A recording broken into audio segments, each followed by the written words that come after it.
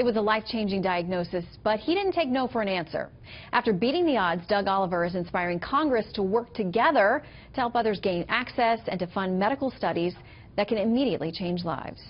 There was no treatment available, no cure, and no hope for treatment in the near future.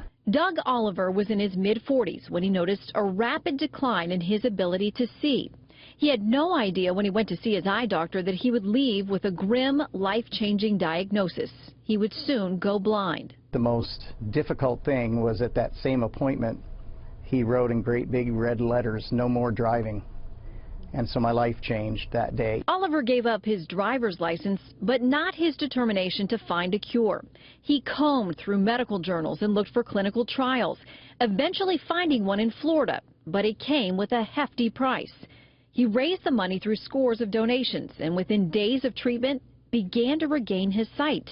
Now Oliver is lending his voice to a bipartisan coalition of senators, hoping to pass legislation that will make cutting-edge treatments both more accessible and affordable. By rolling back unnecessary regulations and funding viable studies, their aim is to spur cures in the short term and money-saving solutions over the long term. Dr. Francis Collins, the head of the National Institutes of Health, says within the next 10 years, we'll be using stem cells from your own body to restore a diseased heart.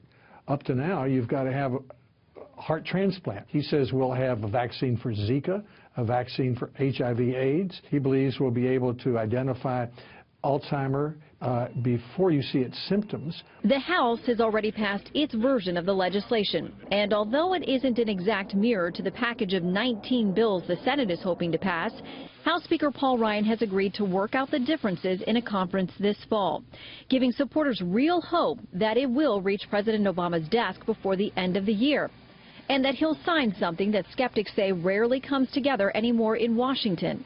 A major legislative package hammered out by crossing the aisle. So you would think that if President Obama, the Republican House, and a bipartisan Senate all are for this, we could get it done. That's why I'm optimistic. Doug Oliver not only got his driver's license back, but was also able to see his grandchildren for the first time. Lawmakers still need to hammer out exactly, though, how they're going to fund these new medical initiatives. To find out more about Doug's work with cellular therapy providers, you can go to our website. That's it for today. Chris.